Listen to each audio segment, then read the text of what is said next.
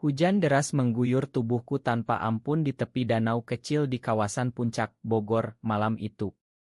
Aku, Andi, 28 tahun, berdiri basah kuyup, air hujan bercampur air mata yang tak bisa kutahan lagi, ketika tiba-tiba Rian, sahabat sekaligus rekan kerjaku di kantor Jakarta, muncul dari balik kegelapan dan berlutut di depanku sambil memegang tanganku yang dingin. Andi, aku cinta kamu.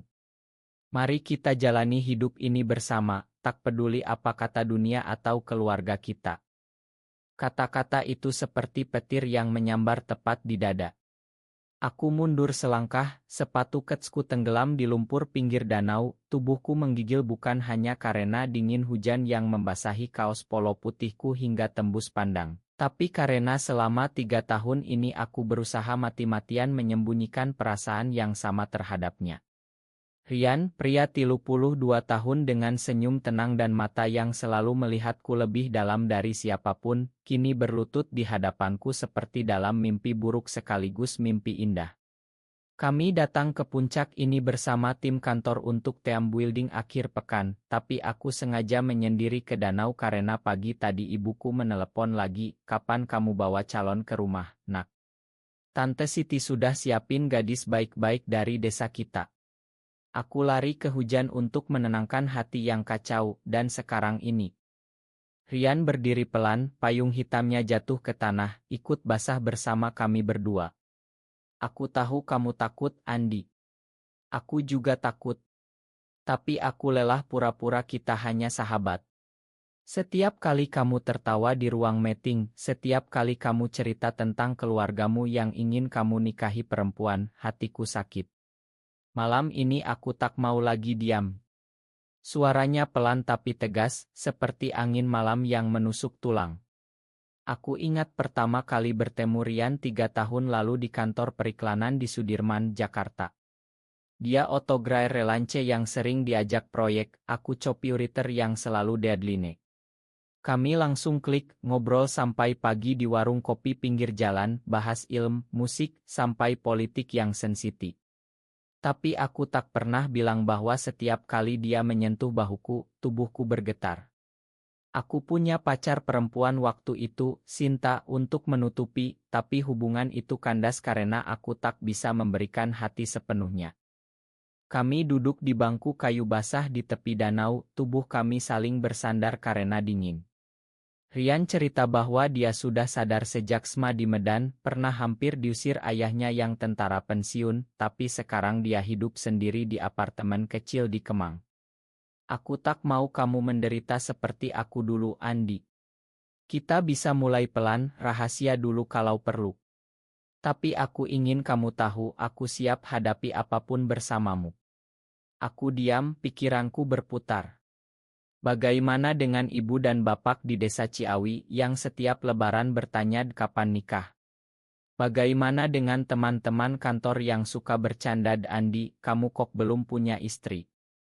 Bagaimana dengan agama dan masyarakat yang di Indonesia ini masih menganggap ini dosa besar? Tapi di saat yang sama, hangat tangan Rian di bahuku membuat aku merasa untuk pertama kali hidup bukan sekadar bertahan. Malam itu kami pulang ke Ila Tim dengan diam-diam, basah kuyup tapi hati aku mulai hangat. Aku tak jawab ya atau tidak, tapi saat Rian mencium keningku pelan di depan pintu kamarnya, aku tak menolak. Besok pagi, saat tim sarapan, aku melihat Rian dari kejauhan dan untuk pertama kali aku tak takut orang lain melihat bagaimana aku memandangnya. Perjalanan pulang ke Jakarta di mobil bersama, hujan masih turun, tapi di dalam dada aku merasa ada sesuatu yang baru lahir. Kembali ke rutinitas Jakarta, semuanya terasa berbeda.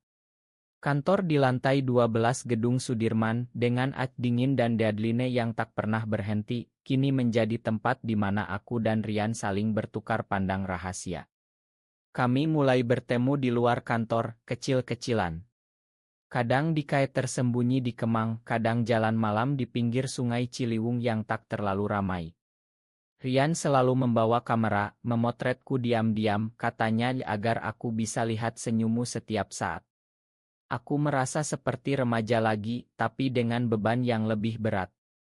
Di rumah kontrakan di Tebet, aku sering duduk sendirian di balkon kecil, merokok sambil memikirkan keluarga. Ibu kirim foto gadis tetangga, namanya Rina, cantik kan? Kerja gurus cocok buat kamu. Aku jawab bohong, masih sibuk kerja, Bu. Rian tahu aku gelisah, dia peluk aku pelan di apartemennya yang penuh oto-oto alam, kita tak perlu buru-buru keluar. Aku cuma ingin kamu bahagia dulu dengan dirimu sendiri. Malam-malam kami habiskan bicara panjang, tentang masa kecilnya di Medan yang penuh aturan ayah, tentang aku yang sejak kecil merasa berbeda tapi takut bilang. Rian cerita dia pernah pacaran dengan pria di kampus, tapi putus karena keluarga pria itu memaksa nikah dengan perempuan. Aku tak mau kamu alami itu, Andi. Suatu malam teman kantor kami, Budi, hampir curiga. Dia lihat kami keluar bareng terlalu sering, kalian berdua kayak pasangan ya. Kami tertawa, tapi hatiku berdegup. Aku mulai sadar, ini bukan sekadar suka, ini cinta yang membuat aku ingin jadi versi lebih baik. Aku mulai membaca buku-buku tentang identitas di toko buku online, sembunyi-sembunyi. Rian ajak aku ikut acara kecil komunitas di sebuah KAI di Senopati, tempat orang-orang seperti kami bertemu tanpa takut. Di sana aku dengar cerita orang lain, ada yang diusir keluarga, ada yang tetap bertahan dan bahagia. Aku pulang dengan hati lebih ringan tapi masih ragu.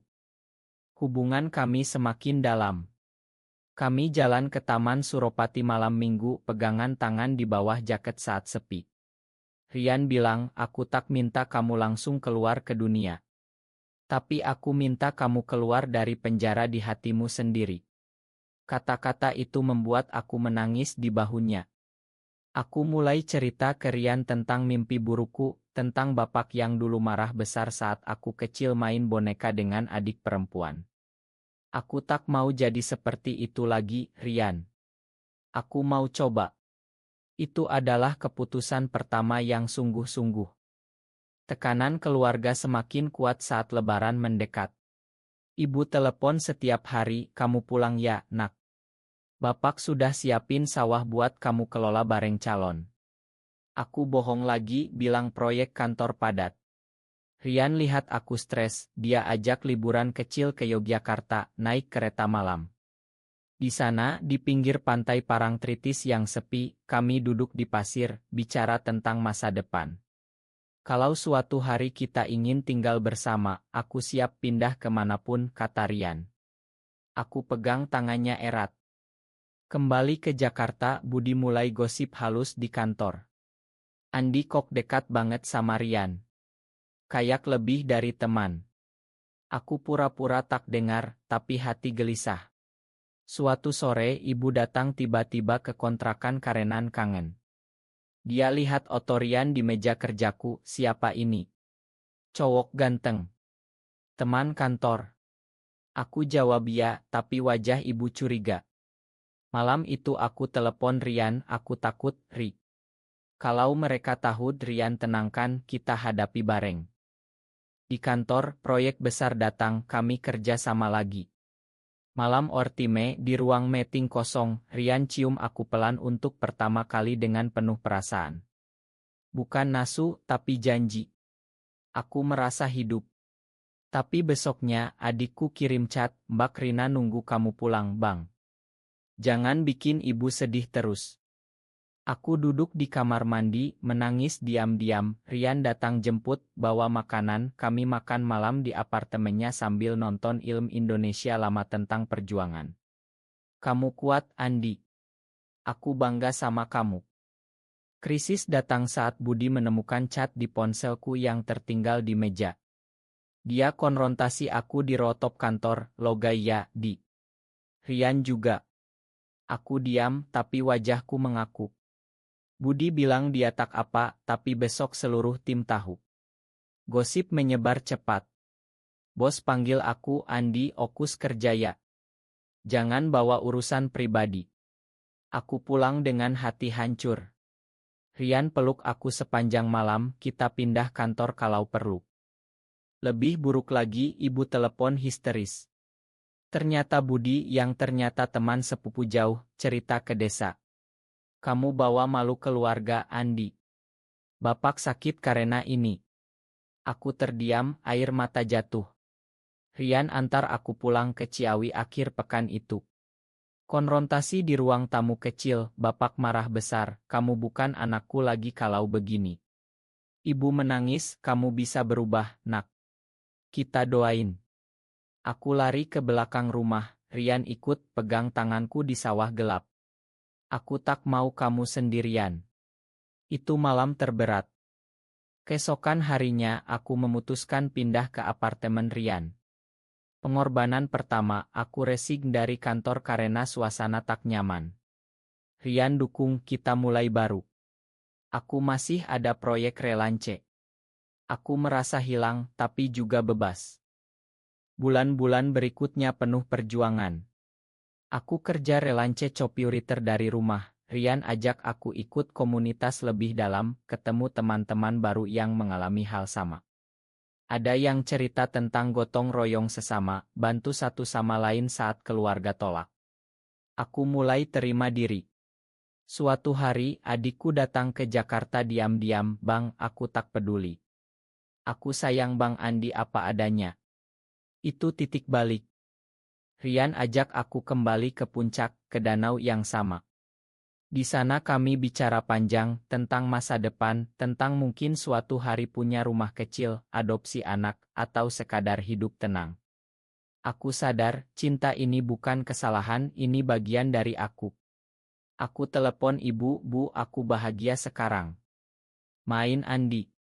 Ibu diam lama, lalu pulanglah suatu hari, nak. Bukan penerimaan penuh, tapi pintu mulai terbuka. 1 tahun kemudian kami kembali ke danau di puncak, kali ini saat matahari terbit indah. Aku dan Rian berdiri di tepi yang sama, tangan saling genggam, tak ada hujan, hanya angin sepoi. Aku sudah jadi copywriter lepas sukses, Rian punya studio oto kecil. Keluarga masih pelan-pelan terima, ibu pernah datang ke Jakarta dan bertemu Rian, meski canggung. Teman-teman baru jadi keluarga kedua. Aku tak lagi sembunyi, meski tak teriak di medsos. Rian peluk aku dari belakang, kamu sudah berani, Andi. Kita sudah di halaman baru. Aku tersenyum, lihat matahari pantul di danau. Hidup tak sempurna, tapi ini milikku. Apakah benar mencintai sesama jenis selalu salah di mata keluarga dan masyarakat kita? Benar atau salah?